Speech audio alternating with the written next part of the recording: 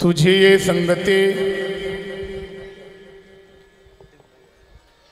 तुझी ये संगती झाली आमुची निश्चिंती। नाही देखील ते मिळे भोग सुखाचे सोहळे। घरी ताकाचे सरोवरा, इथे नवनीताचे पुरा। नाही देखील ते मिळे भोग सुखाचे सोहळे। तुका म्हणे आता, तुका म्हणे आता आम्ही नवजूद वडिता।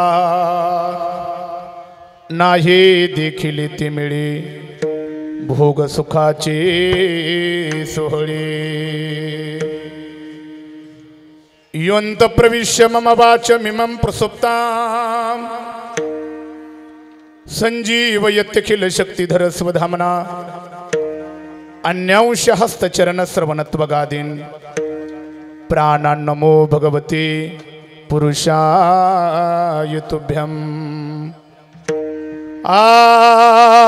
वंशी विभूषित करान्नवनीरदाभात् पीतंबरा दुर्नबिंब फलाधरोष्णता।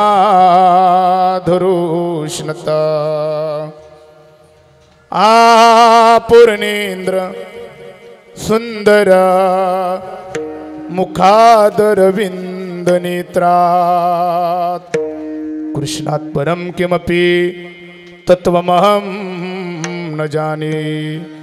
गजाननं भूतगणादिसेवितं कपितजम्बुफलचारुभक्षणं उमासुतं शोकविनाशकारकं नमामि विघ्नेश्वरपादपङ्कजम्। पाण्डुरङ्गा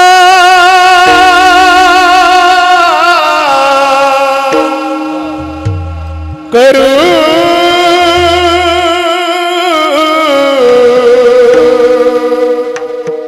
प्रथम मना नमना पांडुरंगा करू प्रथम मना नमना पांडुरंगा करू प्रथम मना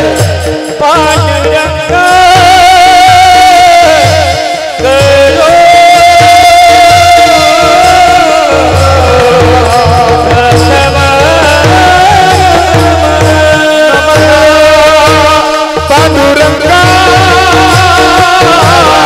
करू प्रथम मना पांडुरंगा करू प्रथम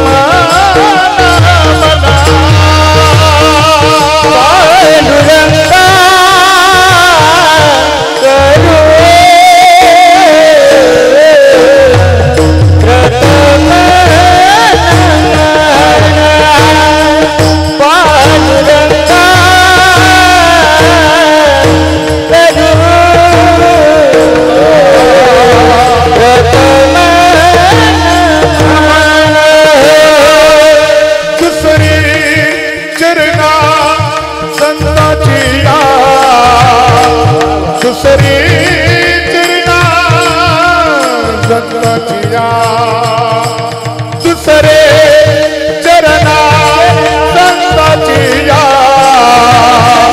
दुसरे चरणा संताचिया पांडुरंग करू प्रथम नमन दुसरे चरणा संताचिया पांडुरंग करू प्रथम नमन दुसरे चरणा संताचिया दुसरे चरणा संताचिया सारे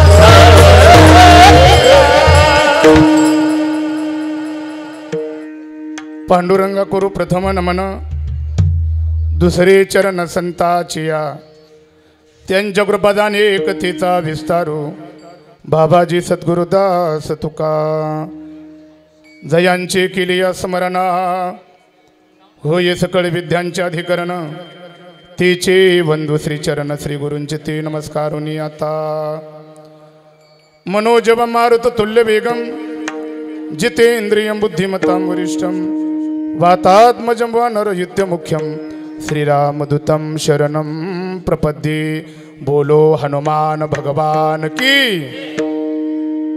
मंगल भवन अमंगल हारे द्रवभु सुदशरथ अचर बिहारे मंगल भवन अमंगल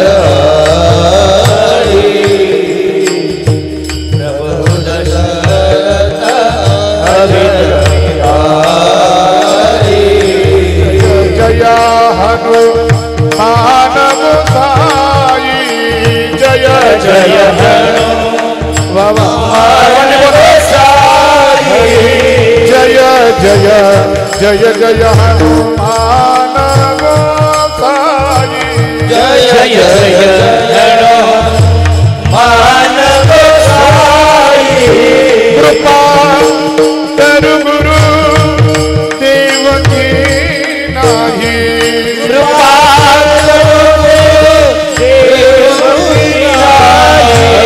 कृपा कर गुरु देव की नाही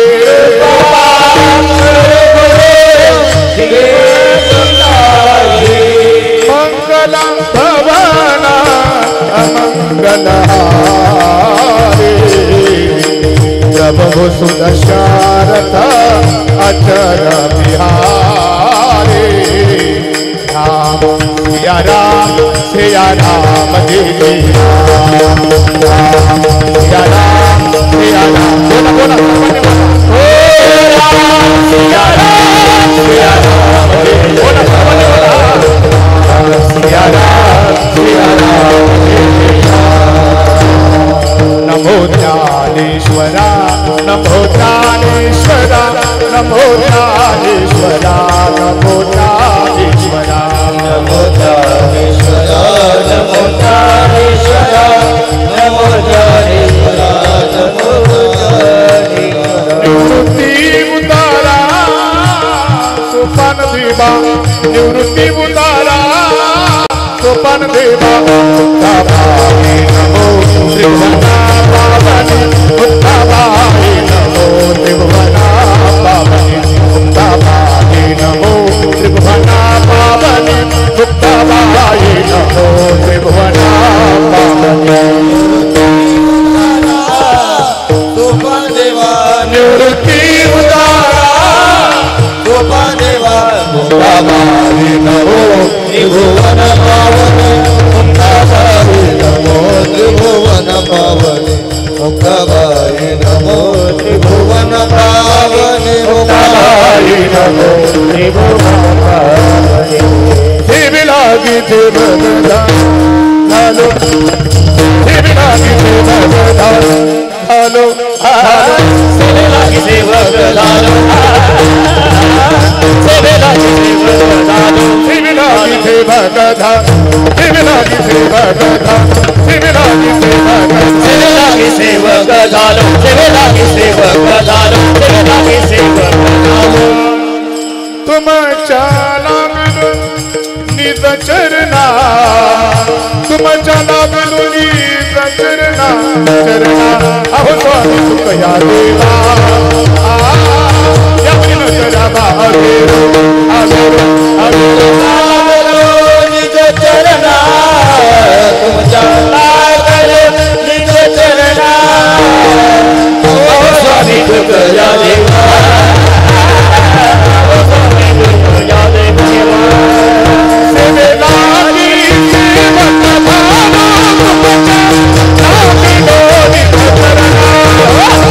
Oh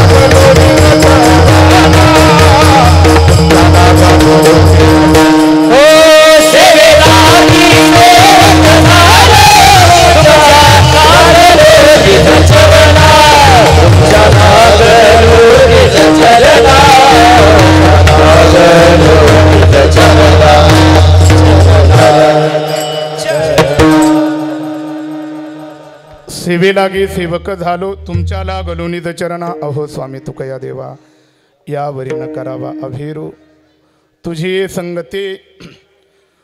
ये संगते झाली आमुचे निश्चिंती नाही देखील ते मिळे भोग सुखाचे सोहळे अखिल कोट ब्रह्मांड नायक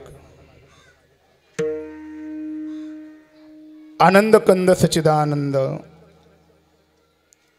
जगदाधारे करुणा वरुणालय भक्तवत्सल दिनवत्सल सकल गुणनिधान श्री रुक्मिणी प्राण संजीवन पंढरीदीश श्री भगवान पांडुरंग परमात्म्याच्या कृपेने सकल हृदय चिंतक पवित्र नामधारक जगत उद्धारक विश्ववंद्य श्रीमंत श्री देहनिवासी जगद्गुरु तुकोबाराय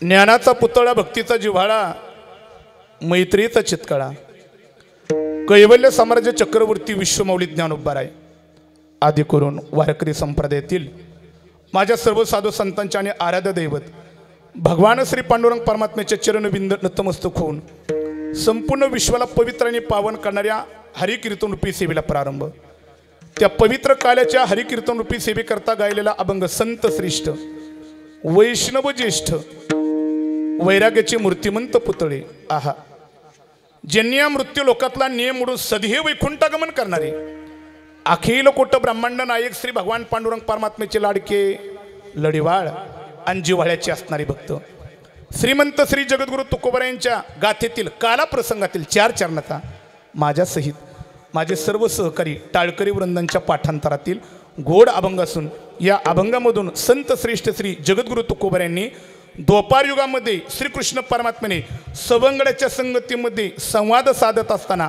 माझ्याबद्दल गोपाळांच्या अंतःकरणामध्ये कोणती भावना आहे हा जो प्रश्न विचारलेला आहे त्या प्रश्नाचं उत्तर देणारा श्रीमंत श्री जगद्गुरु तुकोबारायांचा अभंग काल्याच्या हरिकीर्तन रूपी सेवे करताय विठाला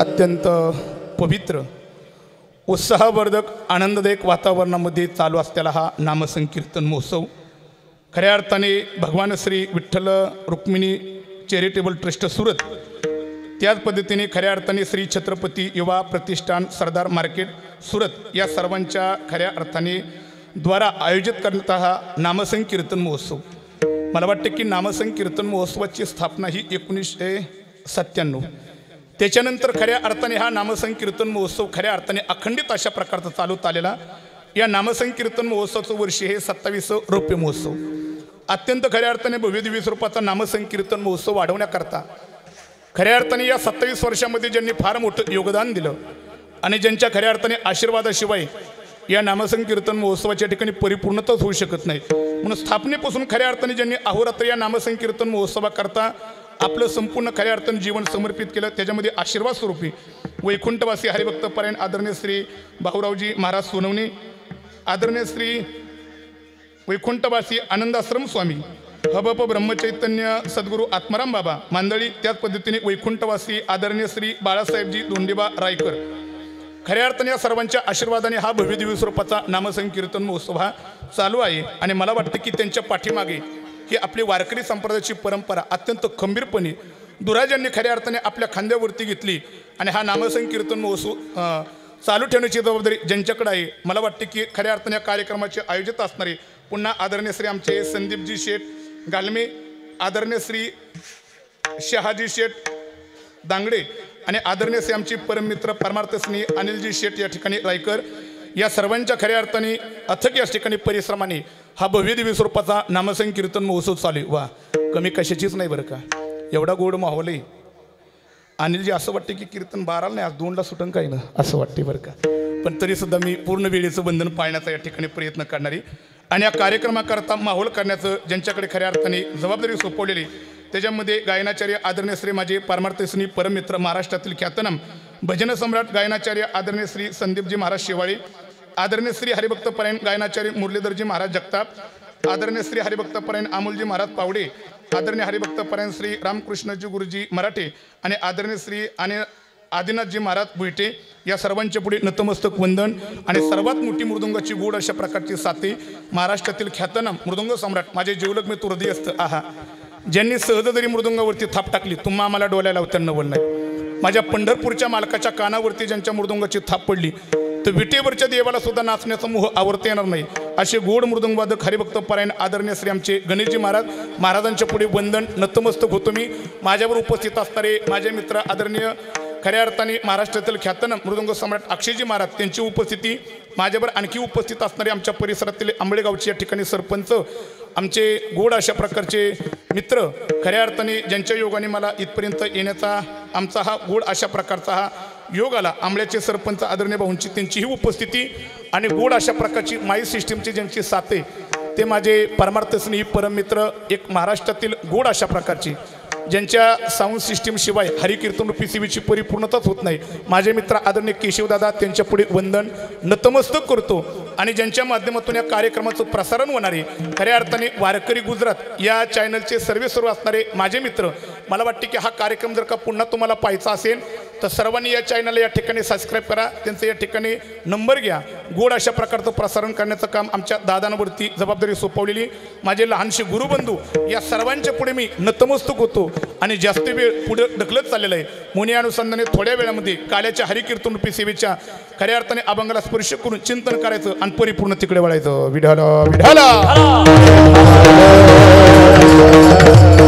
लक्षपूर्वक ऐका मी जास्त काही काल्याचं कीर्तन करणार नाही कारण काल्याचं कीर्तन म्हणजे वारकरी संप्रदायामध्ये ते प्रसादाचं कीर्तन आहे कशाचं थोडंसं मोठ्याने बोला कशाचं आणि प्रसाद किती असतो का पोतं प्रसाद थोडाच दिला जातो तसं काल्याचं कीर्तन सुद्धा आपल्याला थोडंच करायचं जास्त वेळ घेणार नाही एक काल्याचं कीर्तन म्हणलं की आपण नेहमीच बरं का काल्याचं कीर्तन म्हणलं की देव जन्माला पुतना महाबळबट ऐकून ऐकून गुळगुळीत केलेली एक वेगळ्या भूमिकेतून या ठिकाणी मी काल्याचं कीर्तन करण्याचा प्रयत्न करणार आहे एक थोडंसं लक्षपूर्वक ऐका थोडंसं लक्षपूर्वक फक्त लहान मुलांना दाबण्याचा प्रयत्न करा मला माहिती काल्याचं कीर्तन म्हणलं की कीर्तनात कालवा असतेच पण तरीसुद्धा जेवढं होईल तेवढं त्यांना दाबण्याचा प्रयत्न करा एक मार्मिक चिंतन या काल्याच्या माध्यमातून करण्याचा प्रयत्न करणार आहे माझं काल्याचं कीर्तन म्हटलंय की काला हा शब्द माझ्या डोळ्यासमोर आल्यानंतर काल्याच्या संदर्भात माझ्या डोळ्यासमोर 6 प्रकारचे प्रश्न निर्माण होतात या 6 प्रकारच्या प्रश्नांची उत्तरं मिळाली की आपल्याला काला मिळत असतो 6 प्रकारचे प्रश्न कोणते थोडंसं लक्षपूर्वक ऐका घेऊन जा माझ्या कीर्तनातून एवढं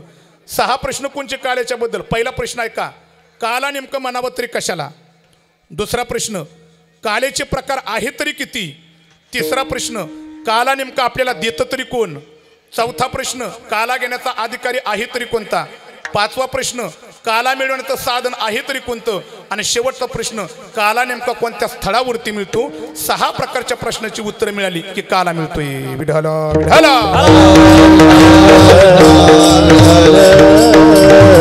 आणि एवढ्यावरतीत मी माझ्या काल्याच्या हरिकीर्तन रूपी सेवेची परिपूर्णता करणारी घेऊन जावर का एवढा काला ऐका घेऊन जा काला एवढा पहिला प्रश्न आपण केला की वारकरी संप्रदायामध्ये ज्या काल्याच्या माध्यमातून नामसंकीर्तन महोत्सवाची सांगता केली जाते बरोबर 27 वर्ष झालं नामसंकीर्तन महोत्सव करताय आणि प्रत्येक खऱ्या अर्थाने या हरिकीर्तन रूपी महोत्सवाची सांगता तुम्ही काल्याच्या कीर्तनाने करताय पण 27 वर्ष झालं काल्याच्या कीर्तन रूपी सेवेने परिपूर्णता करताय पण ज्याला वारकरी संप्रदायामध्ये काला काला काला म्हटला जातो नेमकं काला कशाला म्हणावं जास्त कठीण व्याख्या करणार नाही मी काला नेमकं म्हणावा तरी कशाला एवढी व्याख्या घेऊन जा ऐका काला कशाला म्हणावा 2 किंवा 2 पेक्षा जास्त गोष्टीचं जिथे एकत्रीकरण होतं त्याला काय म्हणावा 2 किंवा 2 पेक्षा जास्त गोष्टीचं जिथे एकत्रीकरण होतं त्याला काय म्हणावा नाही काला कळाला तुम्हाला जरा सोप्या भाषेमध्ये सांगतो ऐका जेवण करताना भाकर आणि आमटी दोन्हीचा चुरून केला जातो त्याला काय म्हणावा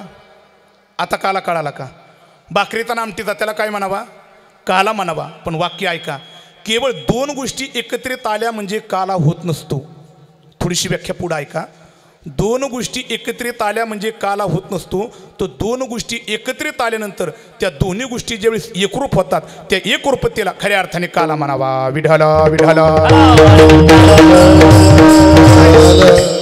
नुसत्या 2 गोष्टी एकत्रित येणे उपयोग नाहीत एकत्रित आल्यानंतर त्या दोन्ही गोष्टी एकरूप झाल्या पाहिजे आणि एकरूप झाल्यानंतर जे निर्माण होतं त्याला काय म्हणावा काला म्हणावा तुमच्या भाषेमध्ये मी काल्याची व्याख्या केली भाकर आणि आमटीचा काय म्हणावा काला म्हणावा तुमच्या भाषेमध्ये, भाकरीचा आणि आमटीचा काला. पण आता ऐका बरं का, केवळ भाकर आणि आमटी एकत्रित आले म्हणजे काला होत नसतो. ज्यावेळेस भाकर आणि आमटी एकत्रित आल्यानंतर भाकरी तर आमटी ती एकरूपता झाली पाहिजे. एकरूपता म्हणजे त्याच्यामध्ये भाकर स्वरूपाने न राहता आणि आमटी स्वरूपाने राहता भाकर आणि आमटी एकरूपतेला जाणं, याला काय म्हणावा व्यवहारातला काला. पण याला अध्यात्मातला काला काय म्हणावा, एक जीवनाम तत्व आणि एक परमात्मानाम तत्व, या दोन तत्वाचं एकत्रीकरण नाही, दोन्हीची एकरूपता झाली पाहिजे. म्हणजे ते जीवन राहता आणि परमात्मा राहता, दोन्हीची एकरूपता. या एकरूपतेला वारकरी संप्रदायामध्ये माझे तुकोबराय म्हणतात की काला म्हणतात. तुकमनी काला मोठे अभिद देखिला, मोठे अभिद देखिला, मोठे अभिद देखिला, तुकमनी काला मोठे अभिद देखिला, मोठे अभिद देखिला, मोठे अभिद देखिला,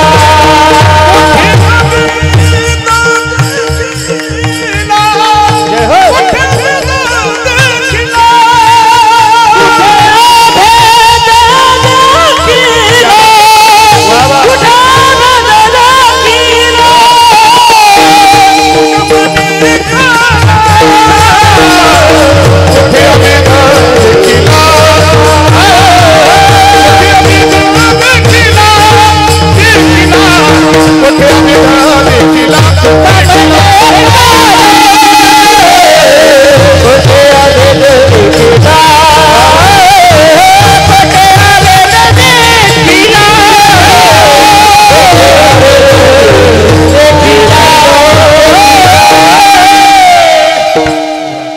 जगद्गुरु तुकोबराय म्हणतात की वारकरी संप्रदायामध्ये त्या अभेद स्वरूपाच्या ज्ञानाच्या प्राप्तीला काला म्हणावा. तुका म्हणे काला कोठे अभेद देखिला. मला वाटते तुमच्या चेहऱ्यावरचा भाऊ मला सांगतोय तुम्हाला काला कळलेला नाही वाटतं अजून. एक जोपर्यंत तुम्हाला काला कळणार नाही तोपर्यंत मी काला सांगणार आहे बरं का. हा ऐका, काला कशाला म्हणावा. एक भावार्थ रामायणामध्ये गूढ चिंतन आले बरं का. ऐका काला कशाला म्हणावा, थोडंसं लक्षपूर्वक ऐका. भावार्थ रामायणामध्ये काला कशाला म्हटले. काय झालं, माझे भगवान श्री प्रभू रामचंद्र 14 वर्षाचा वनवास संपला आणि अयोध्येच्या गादीवरती प्रभू बसले. प्रभू अयोध्येच्या गादीवरती बसल्यानंतर शेजारी हनुमंतराय बसली होती. त्या हनुमंतरायाकडे पाहिलं प्रभूने आणि आश्चर्याने विचारलं. काय विचारलं, तो कोण आहे म्हणून. कुणाला विचारलं, हनुमंतरायांना विचारलं. काय विचारलं, हनुमंतराय म्हणले देव आता मला काय विचारतो तू कोण आहे म्हणून. आतापर्यंत वनवासामध्ये असताना सीतेचा शोध घेण्यामध्ये सगळ्याच्या पुढं कोण होतं, मीच होतो. चला, रावणाची लंका जाळण्यामध्ये सगळ्याच्या पुढे कोण होतं, मीच होतो. लक्ष्मणाला शक्ती लागली वाचवण्याकरता सगळ्याच्या पुढे कोण होतं, मीच होतो. रावणाचा वध करत असताना प्रभूंना सहाय्य करण्याकरता कोण होतं, मीच होतो. मग आतापर्यंत जर का मी प्रभूंच्या बरोबर होतो, मग प्रभू मला आता का विचारतात तू कोण आहे म्हणून. हनुमंतराने विचार केला, हा दोष प्रभूचा नाही, हा दोष त्या गादीचा आहे. दोष कशाचा आहे. बऱ्याच वेळा असंच होतं. आपण ज्यांना मतदान देऊन निवडून आणले, एकदा की त्या पदापर्यंत गेले आणि आपण त्यांना भेटायला गेलो की ती सुद्धा विचारतात तुम्ही कोण आहे म्हणून. ही परंपरा पूर्वीपासून चालत आलेली बरं का, पूर्वीपासून चालत आली. हनुमंतरांनी विचार केला गादीचा दोष असावा, पण हनुमंतराय हुशार होती बरं का. ऐका, हनुमंतराने देवाला विचारलं, देवा तू कोण आहे म्हणून मला विचारतोय, पण कोणत्या दृष्टिकोनातून विचारतोय. हनुमंतराय हुशार होती. देवा कोणत्या दृष्टिकोनातून विचारतोय मला, तू देह दृष्टिकोनातून विचारतोय का, जीव दृष्टिकोनातून विचारतोय का, आत्मदृष्टिकोनातून विचारतोय. ऐका, भावार्थ रामायणकाराने चिंतन करताना म्हटलं, देवा अरे तू जर का मला देह दृष्टिकोनातून विचारत असशील ना तर ऐक, देहदृष्ट्या तू दासोहम, देह दृष्टिकोनातून मी तुझा दास आहे. देवा जीव दृष्टिकोनातून विचारत असते ना तर जीवदृष्ट्या तदांशः, जीव दृष्टिकोनातून मी तुझा अंश आहे. आणि आत्मदृष्टिकोनातून विचारित असतील ना तर तुझ्यामध्ये आणि माझ्यामध्ये कसल्या प्रकारचा भेद नाही. या अभेदाला भावार्थ रामायणामध्ये काला म्हणावा. विठ्ठल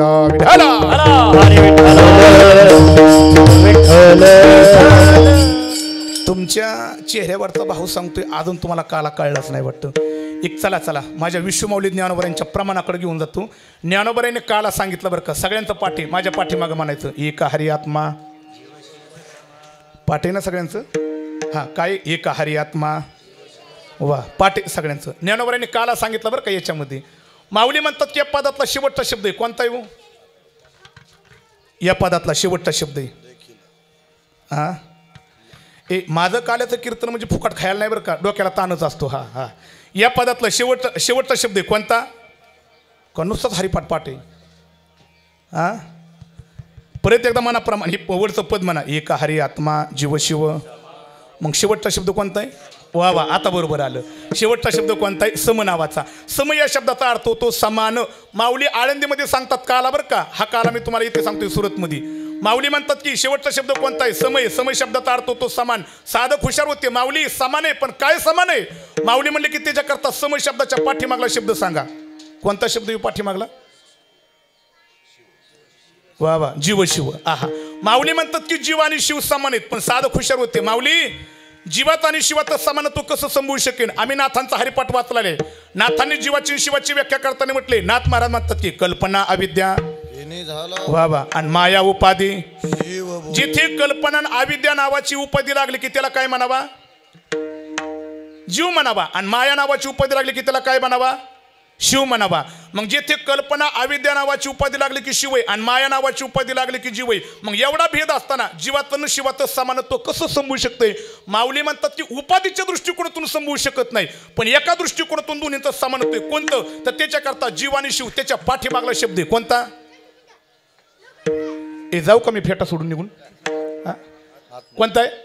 वा आत्मा शब्द आहे. माऊली म्हणतात की उपाधीच्या दृष्टिकोनातून जीवात आणि शिवाचं समानत्व संभवू शकत नाही, पण आत्मदृष्टिकोनातून विचार केला तर जीव आणि शिव कसे तर समान आहेत, दोन्ही कसे तर समान आहे. मग माऊलींनी विचारलं कळालं का? कळालं. यातले एक साधक मला कळालं, जीवाचा एक आत्मा आणि शिवाचा एक आत्मा. ऐका ऐका, आत्मे दोन नाही तर किती? याच्याकरता या पदातला पहिला शब्द आहे कोणता? एक नावाचा. माऊली म्हणतात की एकच आत्मा आहे, तो आत्मा खऱ्या अर्थाने जीव शिवाच्या ठिकाणी आहे, तो समान आहे, नटलेला आहे. मग आत्मा नेमकं म्हणावं तरी कुणाला? माऊली म्हणतात की या पदातला दुसरा शब्द आहे कोणता? हरी नावाचा. याच हरीला खऱ्या अर्थाने आत्मा म्हणावा, तो जीव शिवरूपाच्या ठिकाणी नटलेला आहे, समान आहे. माऊली म्हणतात की ज्याच्या ठिकाणी भेदच नाही, जीव आणि शिव आत्मस्वरूपाने खऱ्या अर्थाने समान आहे, तो हरी आहे. आणि अशा प्रकारचा काल आहे, तो मिळवण्याकरता काय हरी रूपात रंगते तो अभंग हरी हिंदू तो अभंग हरी हरी शिव शिव जोनी हरी रूपात हिंदू तो अभंग हरी हिंदू तो अभंग हरी हिंदू तो अभंग हरी हरी. या अभेदाच्या ज्ञानाला वारकरी संप्रदायामध्ये काला म्हणावा, आणि हा काला तुम्हा आम्हाला मिळवायचा आहे. मी पहिला काल्याचा प्रकार सांगितला, जीवशिवाचा अभेदाचा काला. महाराज काल्याचा एकच प्रकार आहे का? काल्याचे प्रकार आहेत का? महाराज म्हणतात की काल्याचा आणखी एक प्रकार आहे. त्या काल्याच्या प्रकाराबद्दल बोलत असताना महाराज म्हणतात, हरिनामाचा खिचडी काला, हरिनामाचा खिचडी काला, खिचडी काला, हरिनामाचा खिचडी काला, हरिनामाचा खिचडी काला, हरिनामाचा खिचडी काला, काला काला, हरिनामाचा खिचडी काला, हरिनामाचा खिचडी काला, प्रेमी मोहिला साधने, प्रेमी मोहिला साधने, प्रेमी मोहिला साधने, प्रेमी मोहिला साधने, हरिनामाचा खिचडी काला, हरिनामाचा खिचडी काला, हरिनामाचा खिचडी काला, हरिनामाचा खिचडी काला, काला काला काला. महाराज म्हणतात त्याला हरिनामाचा खिचडी काला म्हणावं बरं का. हा काल्याचा दुसरा प्रकार झाला बरं का, जास्त कठीण करणार नाही.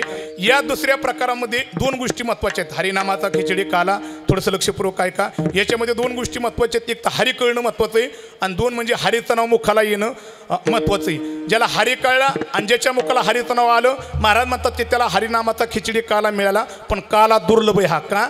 पहिल्यांदा हरी कळणं दुर्लभ, आणि दोन म्हणजे हरीचं नाव मुखाला येणं दुर्लभ. दोन्ही गोष्टी दुर्लभ. पहिल्यांदा हरी कळणं दुर्लभ. हरी तुम्हा आम्हाला कळला नाही याच्यामध्ये नवल नाही. हरी कळणं किती दुर्लभ आहे असं ऐकलेलं आहे बरं का. हरी कळणं किती दुर्लभ आहे. महाराज म्हणतात हरिविदा नाही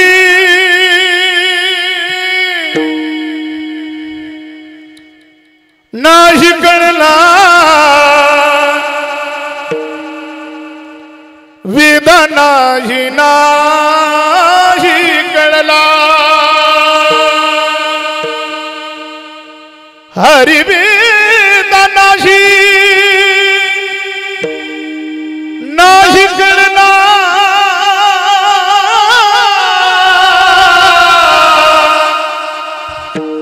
वेदा नाही नाही कळला नाही कळला कन्नडा राजा पंढरीचा कन्नडा राजा पंढरीचा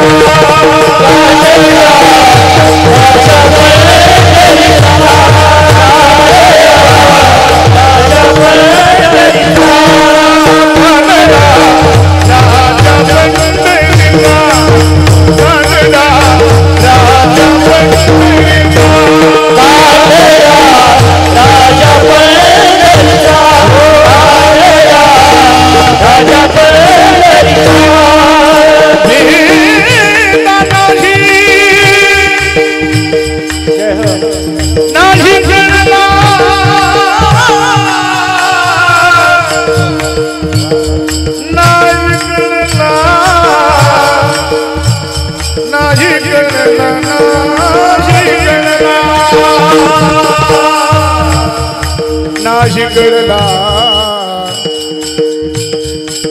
नाही कळला नाही कळला नाही नाही कळला वेदा नाही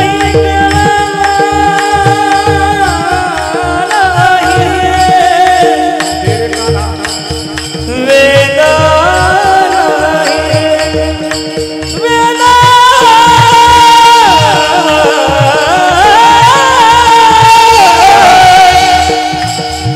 नाही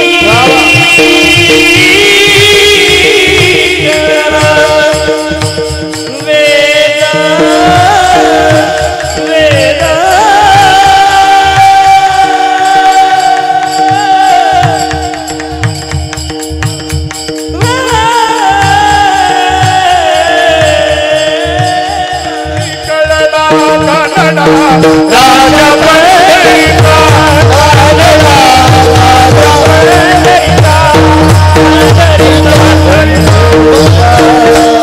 वेदा नाही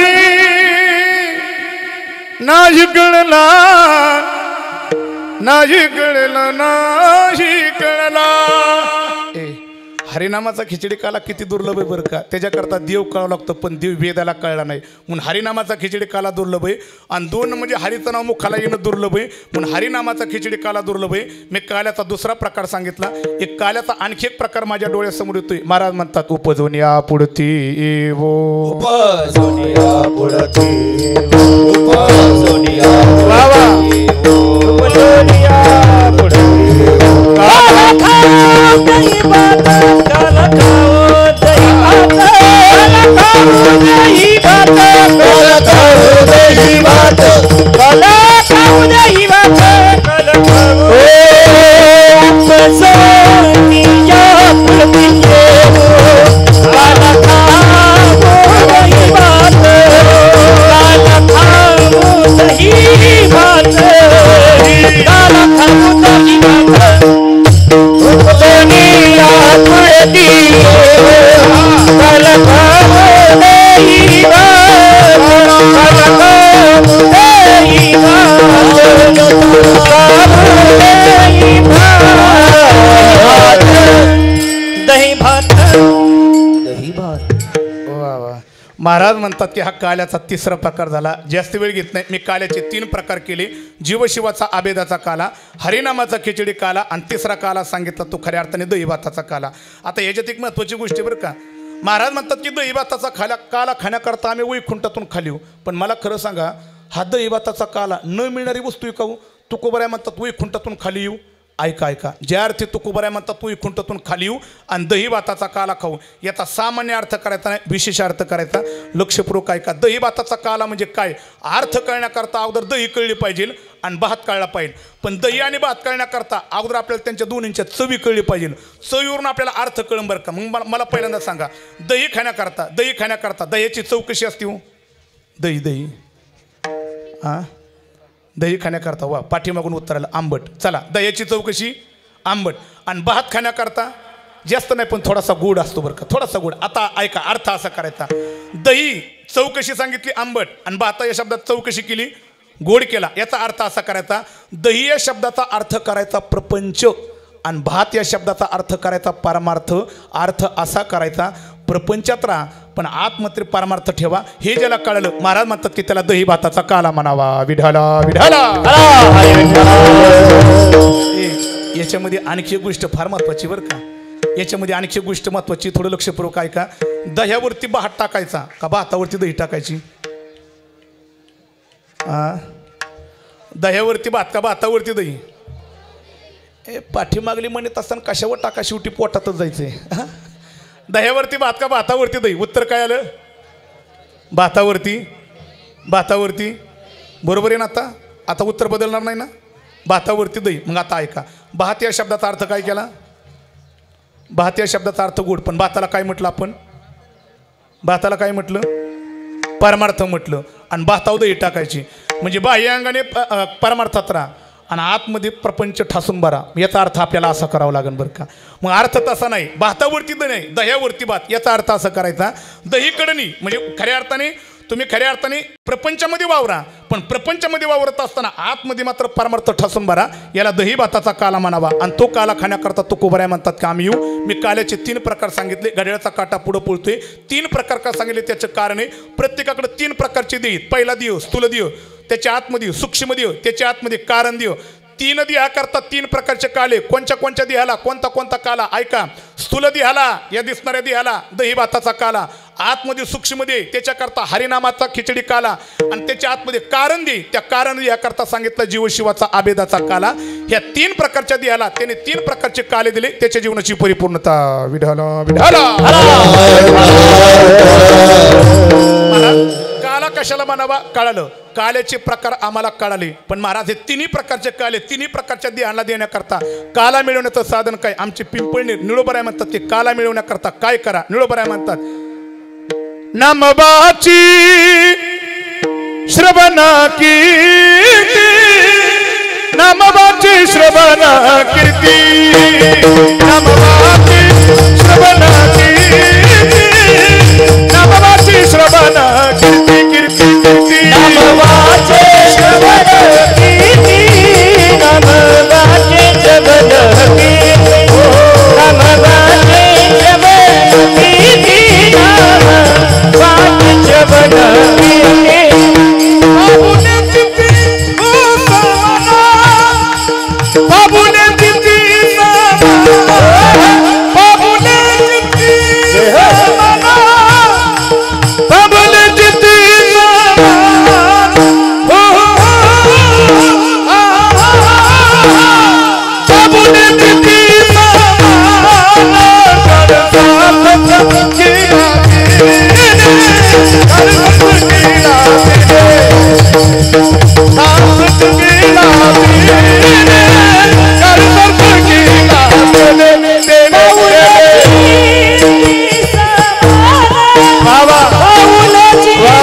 सामाना,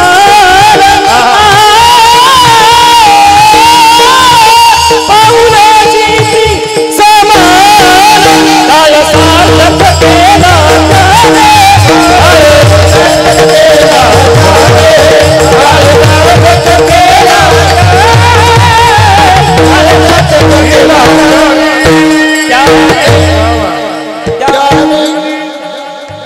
निळोबराय म्हणतात की तो काला जर का मिळवायचा काय करता? गोड साधन सांगितलं, जास्त वेळ घेत नाही. नाम वाची श्रवण कीर्ती. ऐका रे, हा अध्यात्माचा काला ज्याला मिळवायचा त्याने वाचने फक्त देवाच्या चरित्राचं चिंतन करा, देवाची कीर्ती श्रवण करा. पण भागवतकार म्हणतात की देवाची कीर्ती चिंतन करायचं, वर्णन करायचं 24 अवतारीत. मग 24 अवताराची कीर्ती वर्णन करायची का? अजिबात नाही. 10 अवतार सांगितलेत, पण 10 अवतारामध्ये 2 परिपूर्ण अवताराचं चिंतन करायचं. त्या परिपूर्ण अवताराबद्दल बोलत असताना माझ्या ज्ञानोबराने म्हणावा, रामकृष्ण नामी दोन्ही साजरी,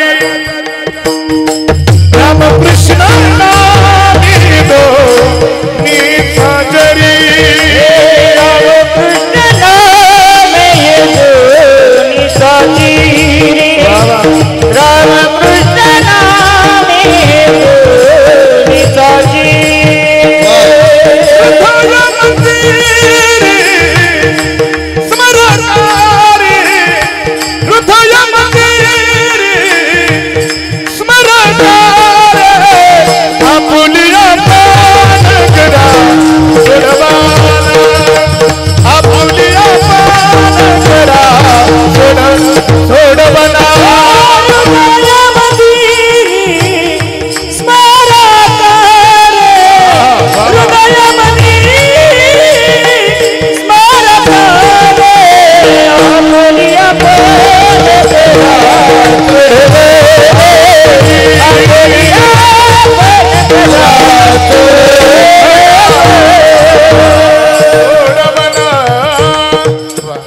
रामकृष्ण नामी हे दोन्ही साजरी. ऐका, देवाचे 2 परिपूर्ण अवतार आहेत, राम आणि कृष्ण.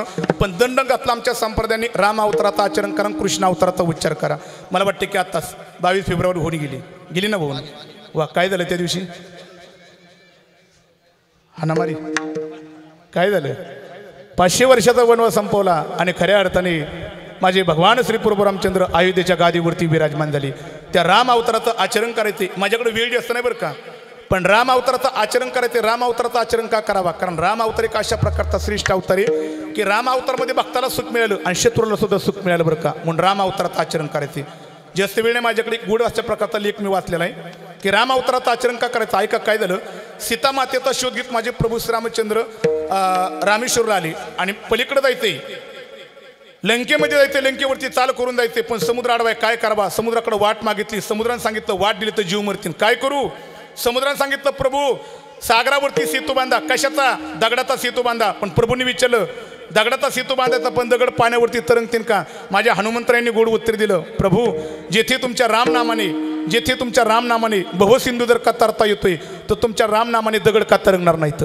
पण दगडावरती राम नाव टाकावा आणि दगड पाण्यामध्ये टाकावा, दगड तरगायला लागले. थोडंसं लक्षपूर्वक ऐका बरं का. दगड पाण्यामध्ये तरंगतात ही बातमी पसरली खऱ्या अर्थाने लंकेमध्ये. आणि लंकेमध्ये राक्षसांमध्ये चलबिचल निर्माण झाली. जो राम खऱ्या अर्थाने आपल्यावरती चाल करून येतोय, त्या रामनामामध्ये एवढी मोठी ताकद आहे की रामनामाने दगड तरंगतोय. राक्षस घाबरले. रावण धूर्त बुद्धीचा होता, त्याने विचार केला युद्धाच्या अगोदर जर का आपलं दैत्य घाबरलं, पराभव निश्चित आहे. म्हणून रावणाने पराभव निश्चित आहे हे टाळण्याकरता आणि मनोधैर्य खऱ्या अर्थाने वाढण्याकरता राक्षसांना सांगितलं, अरे रामनामाने दगड तरंगतोय नवल नाही, रावण नावाने सुद्धा दगड तरंगतोय. सगळे समुद्र किनाऱ्यावरती नेले आणि नेल्यानंतर रावणाने त्याच्या हाताने दगडावरती रावण नाव टाकलं आणि दगड पाण्यामध्ये टाकला. आश्चर्याचा धक्का बसला. रावण नाव दगडावरती टाकलं आणि दगड पाण्यावरती तरगायला लागले. राक्षसांनी रावणाचा सुद्धा जय जयकार केला. अरे राम नावाने दगड तरंगतोय नवल नाही, रावण नावाने सुद्धा दगड तरंगतोय. दैत्य निघून गेले, पण मंदोदरी जवळच होती. तिला माहीत होतं आपला गडी एवढ्या लायकीचा, तिला माहीत होतं. पण माणसात आपण नको करायला. म्हणून मंदोदरीने रावणाला घरी गेल्यानंतर विचारलं, का हो राम नावाने दगड तरंगतोय, रावण नावाने दगड तरंगू शकत नाही, पण रावण नाव दगडावरती टाकलं, दगड पाण्यामध्ये टाकला, दगड का तरंगला? काय रावणाने गोड उत्तर दिलं, उत्तर घरी घेऊन जा. रावणाने सांगितलं, मंदोदरी फक्त राम नावाने दगड तरंगू शकतो, रावण नावाने दगड तरंगू शकत नाही. मग मंदोदरीने विचारलं, मी तोच प्रश्न केलाय, राम नावाने दगड तरंगतोय, रावण नावाने दगड तरंगत नाही, पण दगडावरती रावण नाव टाकलं आणि दगड का तरंगला? आता रावणाने उत्तर दिलं, मंदोदरी राम नावाने दगड तरंगतोय, रावण नावाने दगड तरंगू शकत नाही, पण त्या दिवशी दगडावरती मी रावण नाव टाकलं आणि दगड पाण्यामध्ये टाकण्याच्या अगोदर दगडाला सांगितलं, तू जर का पाण्यामध्ये बुडशील तुला रामाची शपथ आहे, तेव्हा दगड तरंगला. ही रामनामाची ताकद आहे बरं का, खऱ्या अर्थाने ही रामनामाची ताकद आहे बरं का. पण माझ्या प्रभू श्रीरामचंद्राने खऱ्या अर्थाने सर्वांना आनंद दिलेला आहे. मग त्याचं खऱ्या अर्थाने त्याचं चरित्र आचरण्याजोगे. मग कालाप्राप्ती करता राम अवताराचं खऱ्या अर्थाने आचरण करा आणि कृष्ण अवताराचा उच्चार. पण 125 वर्षाचा चरित्राचा विभाग करत असताना ज्या राम अवताराचा विचार करायचा आणि कृष्ण अवताराचा उच्चार, पण विचाराकडे जात असताना काही विभागाचा विचार मांडत असताना आणि काही विभागाचं चरित्राचं चिंतन करताना असं म्हटलेले, चरित्र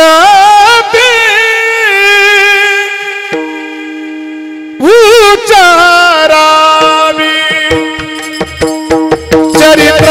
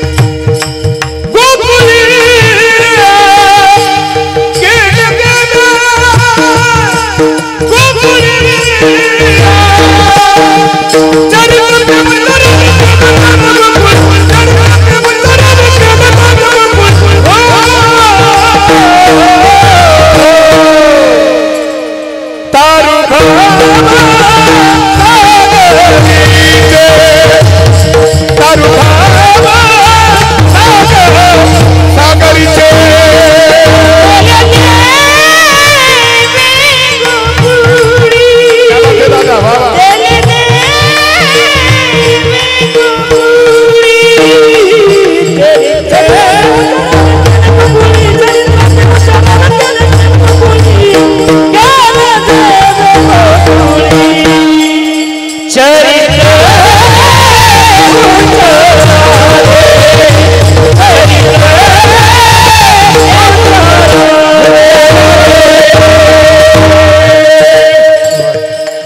कोणतंही चरित्र उच्चारू नका. केले देवे गोकुळी चरित्र ते उच्चारावे तारो भव सागरेचे, तारो भव सागरेचे केले देवे गोकुळी चरित्र ते उच्चारावे, उच्चारावे ते चरित्र केले देवे गोकुळी. कोणतंही चरित्र नाही काल्याच्या प्राप्ती करता, फक्त देवाने गोकुळ चरित्र केलं त्या चरित्राचा उच्चार करायचा. पण याच्या दंड घातलं बरं का, सगळं देवाचं चरित्र उच्चारायचं नाही. आमच्या तुकोबाळ्या बाराकडेमध्ये म्हणतात की रांगता गोदने राखेता येदसे चरित्र केले नारायणी. पण ते चरित्राकडे जाण्याकरता पार्श्वभूमी पाहावं लागते. मग देवाचं खरं चरित्र कारागृहात प्रगट झाल्यानंतर लक्षपूर्वक ऐका बरं का.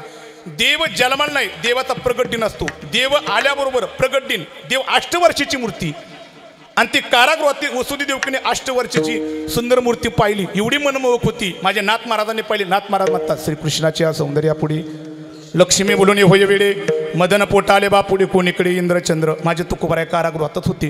तुकोबारायांनी पाहिला आणि तुकोबारायांनी म्हणावा राजस सुकुमार मदनाचा पुतळा, राजस सुकुमार मदनाचा पुतळा, रवी शशिकणा लोपलिये, रवी शशिकणा लोपलिये, रवी शशिकणा लोपलिये. तुकोबाराय म्हणतात की पाहिली वेदना, पाहिली वेदना, पाहिली वेदना, पाहिली वेदना, पाहिली वेदना, पाहिली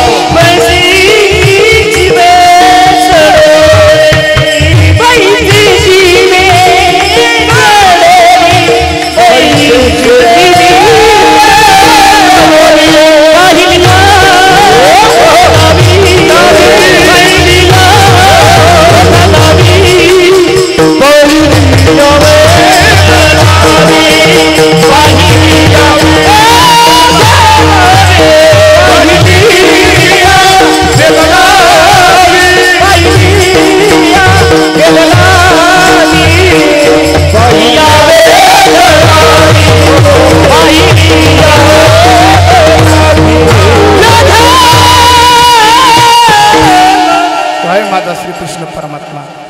कारागृहामध्ये 8 वर्षाची मूर्ती प्रगट झालेला देव एवढा सुंदर आहे. पाहिल्या वेदलावी राजस सुकुमार मदनाचा पुतळा. हा देव सगळ्यांनी पाहिला बरं का. यास मी पण ऐकू नये. गोपिकांनी सुद्धा तो पुढे देव पाहिला होता. आणि काय झालं होतं असं एक म्हटलं जातं बरं का. गोपिकांनी पाहिलं तो देव किती सुंदर होता. गोपिकांची काय अवस्था झाली असं म्हटलं मी तो सुद्धा बुझ खोजी तेरे प्यार में.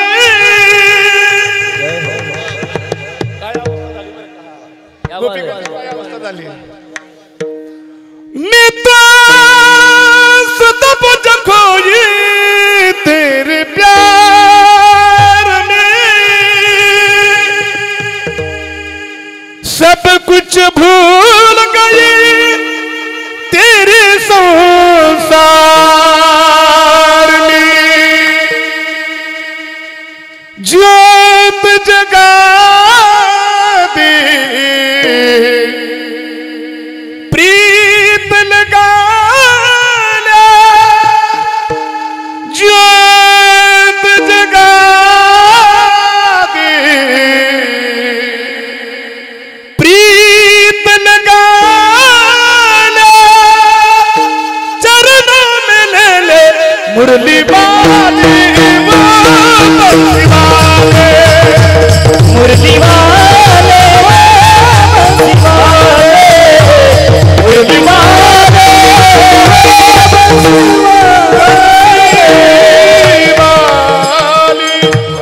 देव दिसण्याकरता किती सुंदर आहे बरं का. गोपिकांचे सुद्धा मनाचा देवाने वेध घेतला आणि तो कारागृहातला देव वसुदी देवकीने पाहिला. सुंदर आहे. 6 मारली, 7वा गर्भ जिरला, 8व्याला सुद्धा कंस मारीन. काय करावा. आईबापाच्या चेहऱ्यावरती चिंता देवाने जाणली आणि देवाने विचार केला आईबापाला जास्त चिंता देऊन उपयोग नाही. चिंतेतून दूर करण्याकरता सांगितलं माझ्याकरता काहीच नका करू. एक करा. काय करा. नंदाच्या घराला नंदाच्या घराला घराला घराला नंदाच्या घराला नंदाच्या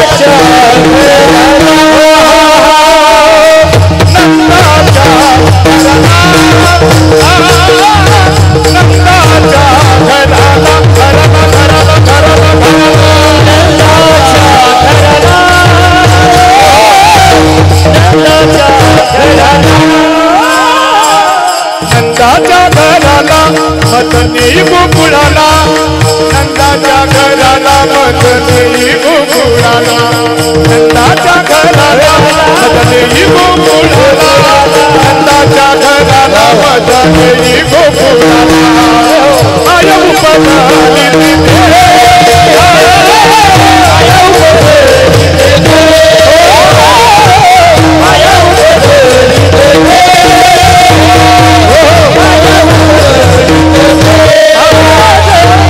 उपदानी देवाने स्वतः सांगितलं काळजी करू नका मला सुरक्षित ठिकाणी ते काय करा. नंदाच्या घराला वसुदेवाने सांगितलं देवा बाहेर कसं पडणार. देवाने सांगितलं मी तुमच्यापासून दूर आहे तोपर्यंत तुमच्या हातापायामध्ये बेड आहेत पण मायेच्या एकदा मला उचला डोक्यावरती घ्या. उचलीला कमळापती पाहिजे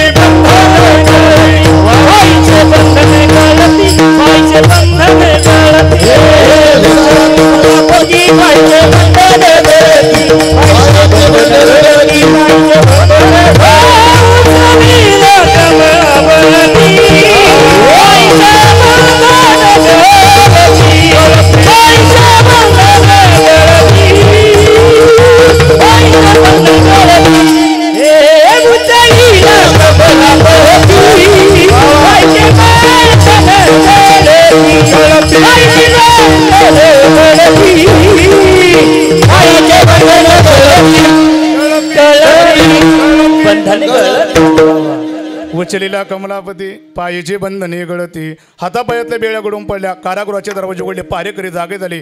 देवाला घेऊन बाहेर गेले. मंद मंद अशा प्रकारचा पाऊस चालू आहे पण यमुनेला पुरालेला आहे. वसुदेवाने विचार केला पुढे जावा तर मूल वाचन पण पाठीमागे यावं तर कंस आपल्या सहित मुलाला सुद्धा मारेन म्हणून पुराचा विचार केला नाही. वसुदेवाने खऱ्या अर्थाने यमुनेमध्ये प्रवेश केला. देवाने अंगुष्ठ काढला दर्शन दिला. देवाला तिथे ठेवले आणि निर्माण झालेली मुलगी पाठीमागे आणली. एक गांभीर्याने विचार करा. देवाला गोकुळात ठेवल्यानंतर त्या मुलीला मथुरेमध्ये आणण्याची काय गरज होती. त्याचं कारण आहे ती मुलगी सामान्य होती माया होती आणि असं म्हटलं जातं जिथे देव राहतो तिथे मायेला जागा. मग देवाने विचार केला मी गोकुळात आलोय आता मायेला तिथे जागा नाही माया मथुरेत गेली पाहिजे. हे एक कारण. आणि दुसरं एक कारण आहे कारण देवाला भविष्यामध्ये गोकुळातल्या वृंदावनात काला करायचा होता वाळवंटात आणि काला करण्याकरता माया नसली पाहिजे. जिथे माया आहे तिथं काला होणं शक्य नाही. मग देवाने विचार केला सवंगड्याच्या संगतीत काला करायचा आहे त्याच्या अगोदर माया पहिली हलवली पाहिजे म्हणून मायेला हलवली पुढे आणली तर मथुरीत. तिथे आल्यानंतर तिला मारणार तर खऱ्या अर्थाने तिने आकाशवाणी केली तुझं लागेवधी उपजला मजा आधी. आणि एक लक्षात ठेवा जिथे देव आहे ना तिथे चिंतन असतं तिथे चिंता नसती. पण देव निघून गेला तिथे चिंतन नाही फक्त चिंता असती. देव कुठे मथुरेत आहे आनंद होता मंद मंद पाऊस चालू आहे यमुना नदीला पूर आलेला आहे. पण देवाने मथुरा सोडली आणि देव मथुरा सोडल्यानंतर देव गोकुळात गेले. पण मथुरेची जागा आता आनंदाची जागा चिंतेने घेतली आणि इकडे मात्र आनंद आहे. काय आनंद आहे म्हणून असं म्हटलं जातं गवळण म्हणती गवळणीला पुत्र झाला यशोदेला पुत्र झाला म्हणती गवळणीला पुत्र झाला यशोदेला पुत्र झाला यशोदेला एक भागायेत पुढे माती माती सुंदर एक भागायेत पुढे माती माती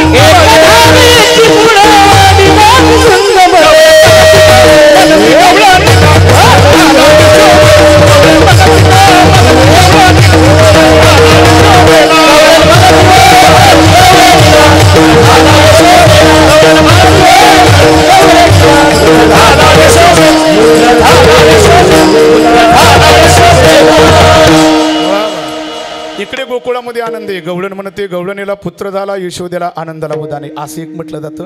हे थोडी जुन्यातून म्हटली जाते, थोडी लेटेस्ट मध्ये पण असं अपडेट मध्ये असं पण म्हटलं जातं. म्हणत का कसं म्हटलं जातं, गवळण म्हणती गवळणीला पुत्र झाला यशोदेला, पुत्र झाला यशोदेला, पुत्र झाला यशोदेला, यशोदेला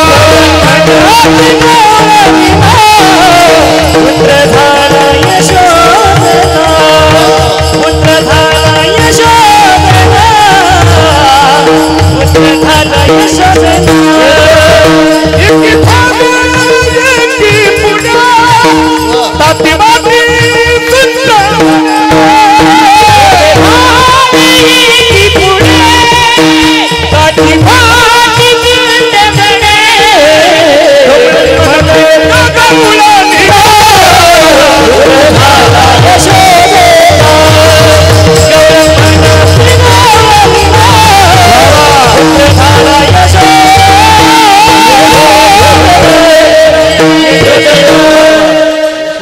प्रत्येक गवळण एकमेकाला आनंदाला उधाणाला सांगते. गवळण म्हणते गवळणीला पुत्र झाला यशोदेला, हे आनंदाचं प्रत्येक आहे बरं का. आणि हे करत असताना असं म्हटलं जातं, इकडे मथुरेमध्ये चिंता आहे, चिंतेने जाग घेतली, कंसाने दरबार भरवला, माझ्या शत्रूला कोण मारेन. भरसभेमध्ये पहिली स्त्री उठली, तिला पुतना म्हटली जाते.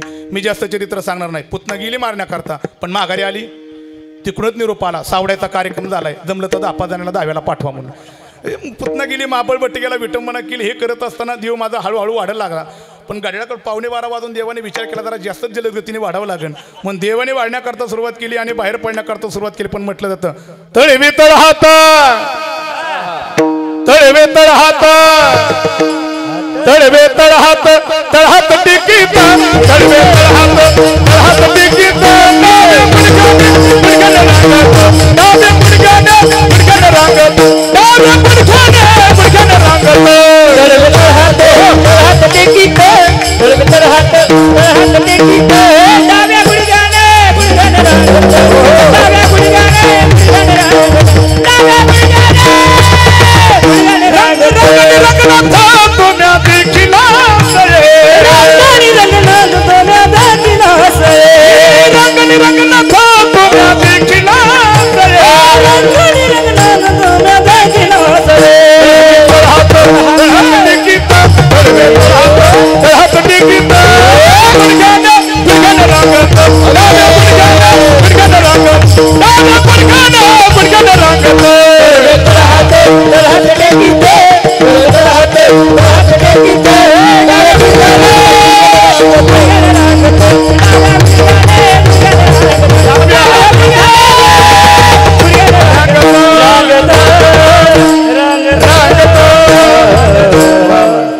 माझा देव नाचो रांगू लागला. तळवे तळहात टिकीत, डाव्या गुडघ्याने रांगत.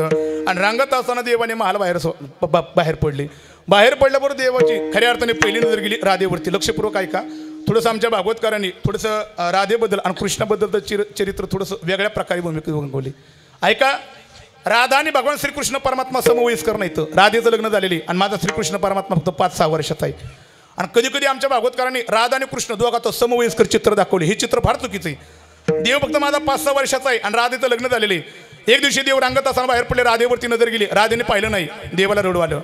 दुसऱ्या दिवशी राधा निघाली, राधेकडे पाहिलं, देव हसतोय पण राधा घेत नाही, देव रडतोय. यशोदेच्या लक्षात आलं, देव हसतो रडतोय का, राधेकडे पाहतोय पण राधे न घेतल्यामुळे देव रडतोय. यशोदेने देवाला उचललं आणि राधेकडे गेलं. राधेला सांगितलं, राधे अगं तुझ्याकडे पाहून देव हसतोय पण तू न घेतल्यामुळे देव रडतोय. राधा म्हणते माझ्याकडे काम फार असतं यशोदे.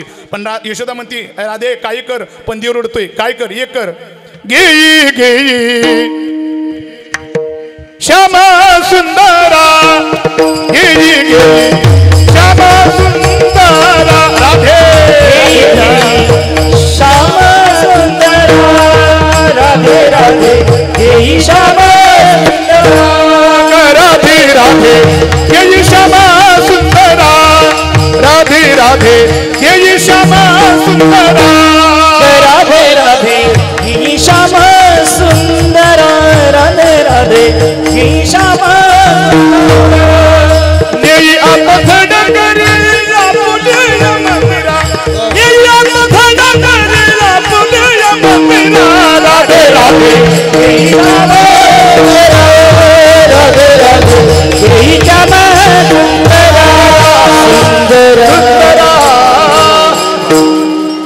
नावा यशोदेने एक राधे घेत जाणार. अगं तुझ्याकडे पाहून कृष्ण हसते पण न घेतल्यामुळे रडते. मग राधेने घेत जावा. अशा प्रकारे माझा देव आता हळूहळू वाढू लागला. देवाने विचार केला ज्या सवंगड्याला घेऊन मला चरित्र करा ते माझे सवंगडे कुडीत. मग देवाने आपले सवंगडे गोळा केले. वाकड्या बोबड्या सुद्धा सगळी गोळा केली आणि सगळ्यांच्या तब्येतीकडे पाहिलं. का रे गोकुळामध्ये एवढं दही दूध तोपलून असताना तुमच्या तब्येती अशा का? कुणी प्रश्न केला? देवाने. पेंद्या पहिल्यापासूनच चाठ्याळ होता. देवा सगळं जातंय सगळं जातंय आणि आमच्या डेऱ्या. देवाने सांगितलं शत्रूच्या घरी दूध जाऊन देत नाही. काय करायचं? उद्यापासून चोऱ्या करायच्या. चोरी शब्द ऐकला आंबी हाड होते ते घाबरले. देवा एक तर तब्येती अशा आणि चोरी करताना पकडल्या काय नाही मार खायचा. ए देवा मार नाही सोसणार. ए ज्याला माल खायचा आहे त्याने पकडल्या ज्याला माल खायचा आहे त्याने पकडल्या मार खायचा. ज्याला मार सोसत नाही त्यांनी मालाच्या नादी लागायचं. मालाच्या नादी लागत नाही. देवाने सांगितलं माझ्यावर खाण्याकरता मिळणार पकडल्यावर मार पण मिळेल. जी बिहाड होते ते निघून गेले. बाळकडमध्ये तो कोबऱ्या म्हणतात पळाले ते बिहाड त्यासे येते झाला नाड धीट घेते धने वरी शिंके उतरवितो हरी. बिहाड पळून गेले पण धीट मात्र माझ्या देवाच्या संगतीत आली. पण देवाने सांगितलं भरपूर दिन पण माझा नियम आहे. काय नियम आहे? हळूहळू झाला हळूहळू चाला हळू हळू चाला हळूहळू हळू हळू चाला. हळूहळू याच्यापेक्षा आपल्याकडे जास्त वेळ आहे बरं का. देवाने सांगितलं हळूहळू चाला. कोणी कोणाशी न बोला. याच्या दोन गोष्टी महत्वाच्या आहेत. परमार्थात सगळं मिळतं पण दमाने चालावा. हे आमच्या गाड्यांना लई गाय असते बरं का. 2 आळंदीच्या वाऱ्या केल्या पंढरी केल्या आणि थोडं काय आलं की लगेच दारात उभं राहतात आणि वाट बघतात. कोणाची? विमानाची. आता तुझ्या बापाने विमान ठेवले लगेचच्या लगेच. अरे परमार्थात वाट पा कुठंतरी खसता का कष्ट केल्याशिवाय परमार्थात मिळत नाही. हळूहळू चाला. आणि महत्वाचा शब्द कोणी कोणाशी न. हे माणसाला परमार्थात काहीच येत नाही पण आल्यावर बोलायची लई सवय असते. काही काही लोकांना लई सवय असते. ह्याला काय येतंय आणि त्याला काय येतंय. ह्यो असा आणि त्यो तसा.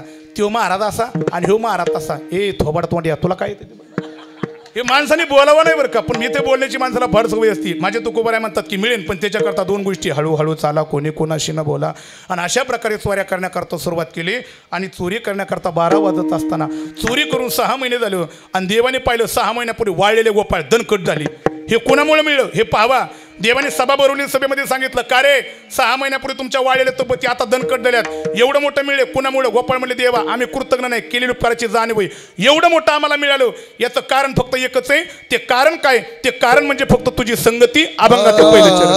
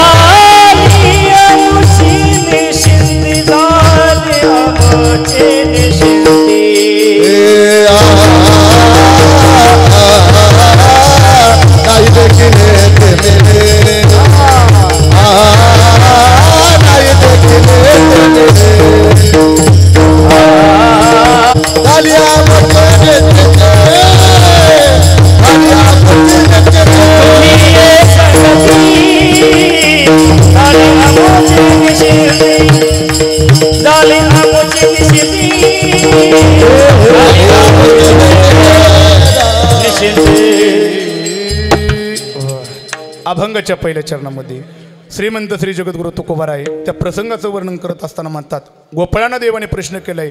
गोपाळाने उत्तर देवा, देवा एवढं मोठं वैभव मिळालं ते आमच्या बाहुबालांना नाही. तुझी ये संगती झाली आमुची निश्चिंती. देवा तुझी संगती. एक संगती नावाचा शब्द माझ्या डोळ्यासमोर येतोय बरं का. दोन शब्द संगतीबद्दल बोलेन मी. आयुष्यामध्ये संगती करा फक्त देव आणि संताची. इतराची संगती करू नका. इतराच्या संगतीमध्ये तुमची फजितीत होणारी. पण आयुष्यभर कुठंतरी मोठं व्हायचं. संगती फार महत्वाची. पण असं म्हटलं तर संगतीमध्ये जीवन घडतं आणि संगतीमध्ये जीवन बिघडतं. घडवायचं का बिघडवायचं हे आपल्यामध्ये. घडवायचं असेल तर चांगल्याची संगत करा, वाईटाची संगत करू नका. आणि जीवनामध्ये जीवन जर का खऱ्या अर्थाने बिघडायचं असेल तर दुर्जनाची. म्हणजे जीवन घडवायचं बिघडवायचं आपल्या हातात आहे. गोपाळ म्हणले, देवा आम्ही संगती केली. कुणाची केली? तुझी केली. तुझी ये संगती झाली आमुची निश्चिंती. एक लक्षात ठेवा, आपल्या जीवनाची निश्चिंती करायची आणि धावणारं जीवन संपवायचं असेल तर देव आणि संताशिवाय पर्याय नाही. तोपर्यंत आपल्या जीवनाची निश्चिंती होऊ शकत नाही. गोपाळ देवाला म्हणतात की देवा तुझ्या संगतीमध्ये आलो आणि आमच्या जीवनाची निश्चिंती झाली. तुझी ये संगती झाली आमुची निश्चिंती. वेळेचं बंधन पाळून. मग देवाने विचारलं, एवढं मोठं माझ्या संगतीमध्ये तुमच्या जीवनाची निश्चिंती झाली, पण नेमकं तुम्हाला मिळालं तरी किती? गोपाळांनी विचारलं, देवाने विचारलं. गोपाळ म्हणतात की देवा नाही देखील ते मिळे भोग सुखाचे सोहळे. आम्हाला खऱ्या अर्थाने तुझ्या संगतीमध्ये एवढे भोग मिळाले, आम्ही अपेक्षा केल्या ते आम्हाला भोगायला मिळाले. आणि खरं सांगू का, आमचं पहिलं जीवन आणि आत्ताचं जीवन याच्यामध्ये फरक आहे. घरी ताकाचे सरबर, घरी ताकाचे सरबर, येथे नवनीताचे पुर. घरी फक्त ताक प्यायला मिळत होतं, पण तुझ्या संगतीमध्ये येथे नवनीताचे पुर आहेत. आणि मिळालेल्या संधीचं सोनं कसं करायचं आम्हाला चांगलं माहिती. मग गोपाळ देवाला म्हणतात की देवा मिळालेल्या संधी आम्ही दवडणार नाही. मग गोपाळ देवाला म्हणतात की तुका म्हणे आता, तुका म्हणे आता आम्ही नवदू दबानिता नाही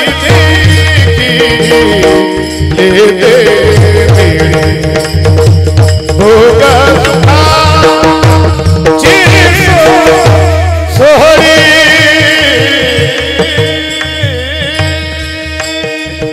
विठोबा रखुमाई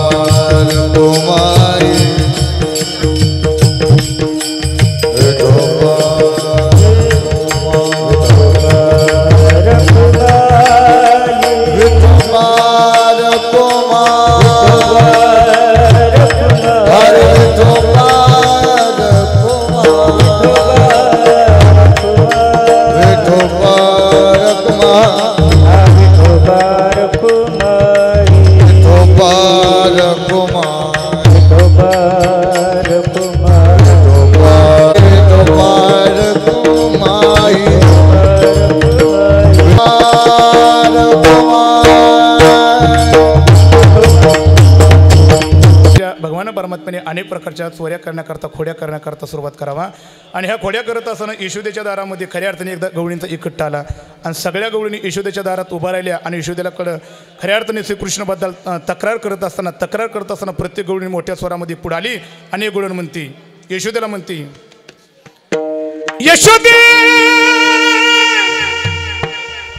बाळ तुझा ताना मुठभरी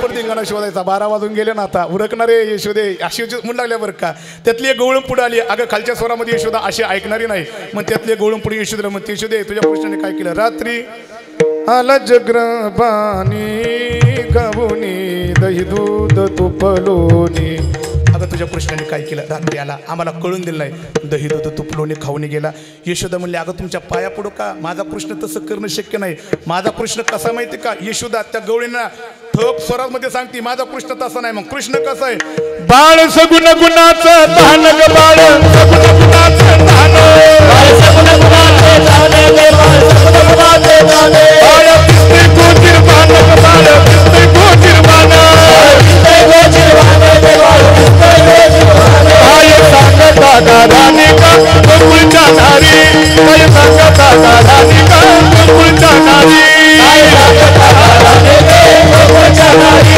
काय सांगता गाराने गोकुळच्या नारी गोकुळच्या नारी गोकुळच्या नारी यशोदा म्हणते माझा तू कृष्ण तसा नाही माझा कृष्ण कसा आहे बाळ सगुण गुणाचं तान ग बाळ दिसतंय गोजिरवान त्यातली एक गवळण म्हणली हे अशी खालच्या स्वरात ऐकणारी नाही खालच्या स्वरात ऐकणारी नाही अगं तशी सर बाजूला तुझ्या कृष्णाने परवा दिवशी काय केलं माहिती का मग दुसरी पुढे आली मध्ये काय केलं पतीची दाढी माझी वेणी दुहिती गाठ मारोनी गाठबाई कोणाची सुटीना गाठबाई कोणाची सुटीना यशोदा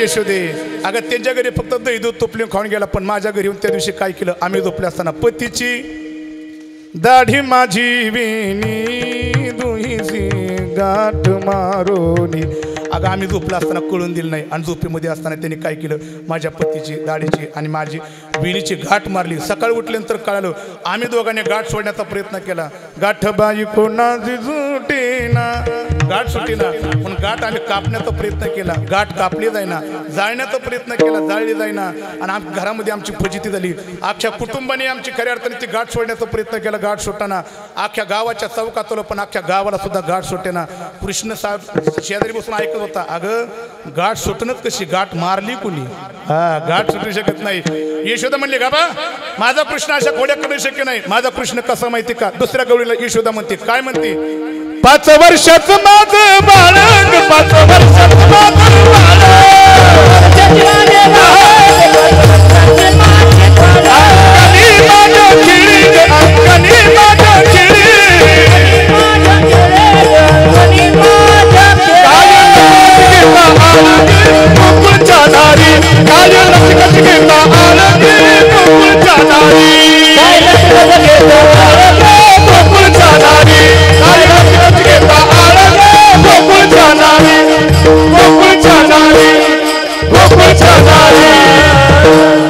यशोदा म्हणते माझा कृष्ण तसा करणं शक्य नाही का माझा कृष्ण कसा आहे 5 वर्षाचं माझं बाळ 5 वर्षाचं माझं बाळ अगं ती 5 वर्षाचं आहे असल्या खोड्या करू शकत नाही त्यातली तिसरी म्हणली सर ही यशोदा खालच्या स्वरात ऐकणारी बाई नाही जरा कडक स्वरात सांगते तुझ्या कृष्णाने काय केलं त्या दिवशी माझ्या जवळ आला मला म्हणला तुझ्या कानात सांगायची मी खाली वाकली आणि त्याने काय केलं मुखाशी मुख चुंबन घेत गळ्यामध्ये हात घालीत मी खाली वाकले आणि मला वाटलं कानात काहीतरी सांगायचं आहे म्हणून खाली वाकले त्यांनी काय केलं मुखाशी मुख चुंबन घेत गळ्यामध्ये यशोदाला राग आला यशोदा म्हणते अगं लाजा जरा अगं माझं ते 5 वर्षाचं पोरग आहे आणि अशा गहाण खोड्या करणं शक्य नाही अगं माझा कृष्ण तसा नाही मग माझा कृष्ण कसा आहे मग यशोदा म्हणते माझा कृष्ण कसा आहे माझी अछुडी बचुडी जगुडी गरा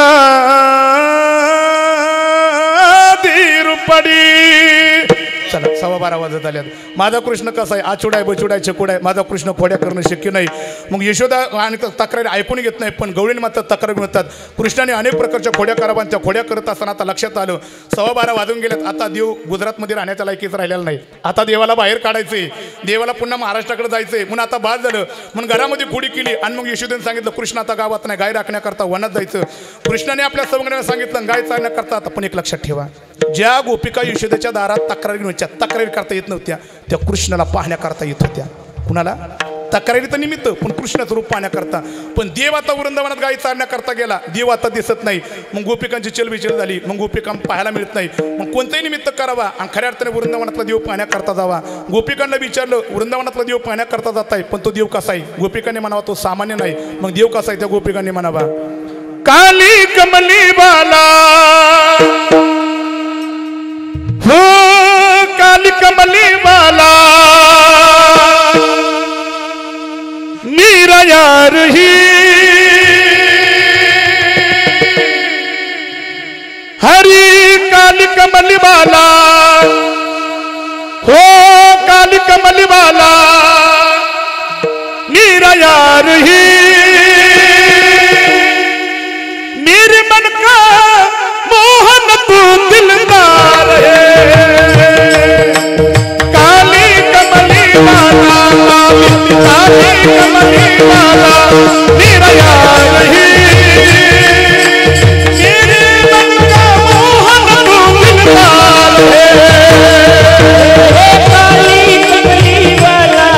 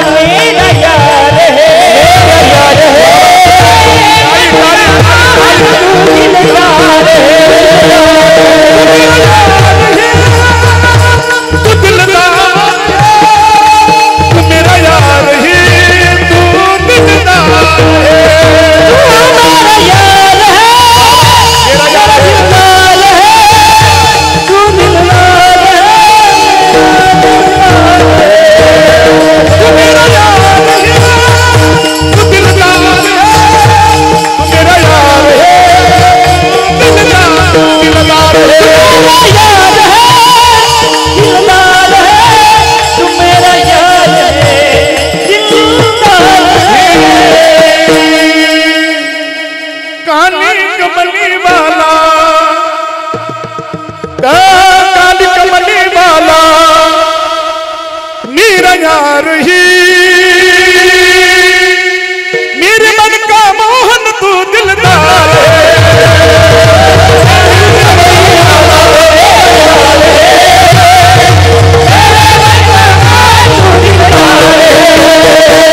काली वाला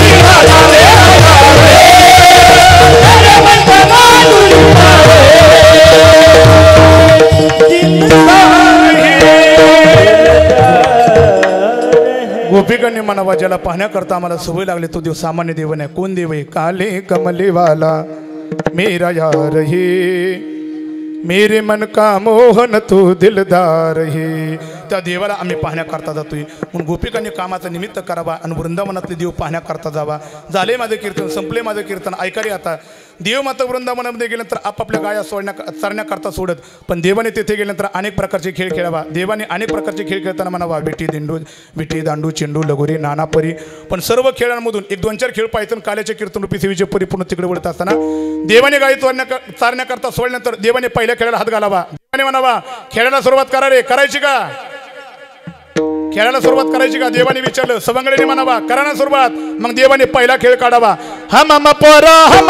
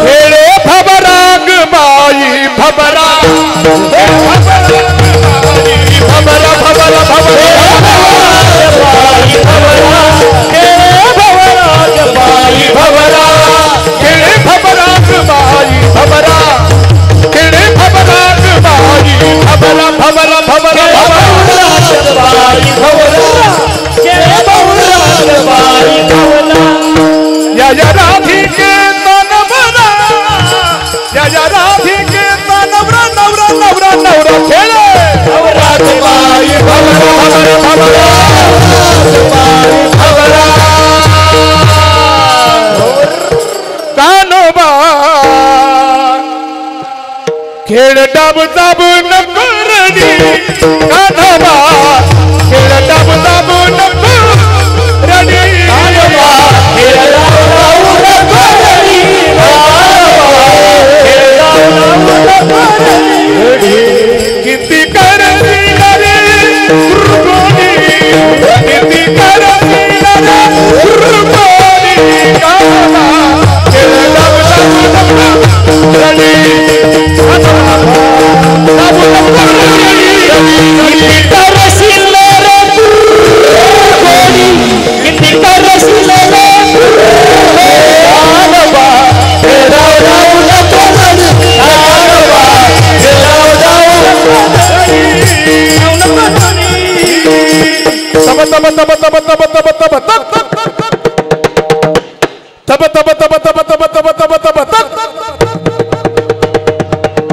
गडी आला तिकून डाबा दिला गेला पडखा बाबून गेला पडखा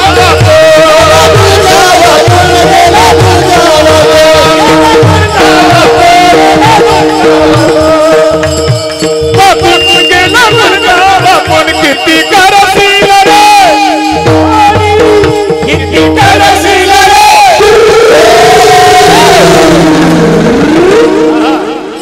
कान्हाबा खेळ डाव डाव नको धरी कान्हाबा खेळ डाव डाव नको धरी जला रे जला जला रे जला जला रे जला परचीवरी जला परचीवरी जला परचीवरी जला जला रे जला जला रे जला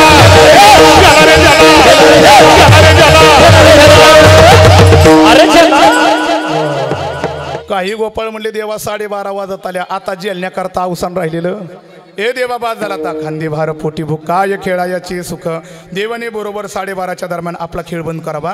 प्रत्येक गोपाळांना भूक लागली मला वाटते तुम्हालाही भूक लागली तुमच्या चेहऱ्यावरचा भाव जाणतोय म्हणून आता कीर्तन लांबवण्यामध्ये अर्थ नाही आता बरं का. खांदे भार पोटी भूक काय खेळायाची सुख मग देवाने सर्व गोपाळ एकत्रित करावा यमुनेच्या तीरावरती बसावा. ऐका एक कीर्तनाची परंपरा अशा प्रकारे सांगण्यात ती उपक्रम उपसंवार एक असावा त्याला कीर्तन म्हणावा. आपण उपक्रम ज्याने केलाय म्हणजे आरंभ ज्याने केलाय संवार म्हणजे शेवट सुद्धा त्याच शब्दाने करायचा त्याला कीर्तन म्हणावा. मग आपण उपसंवाराकडे बोलतोय पण त्याच्याकरता उपक्रम उपसंवार एक झाला पाहिजे. मग उपक्रम आपण शब्दाने केला कोणत्या जीवशिवाचा आभेदाच्या काळ खऱ्या ज्ञानाला आभेदाचा काला म्हणावा इथे सुरुवात केली आणि त्याच शब्दाने आपण समारोपाकडे जातोय.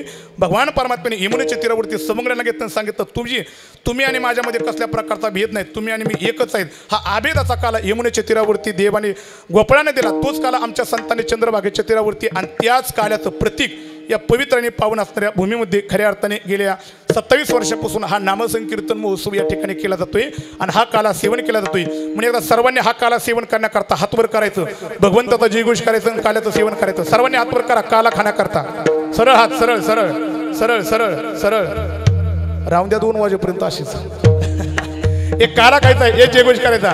पुंडली कबरदा हरी विठ्ठल श्री ज्ञानदेव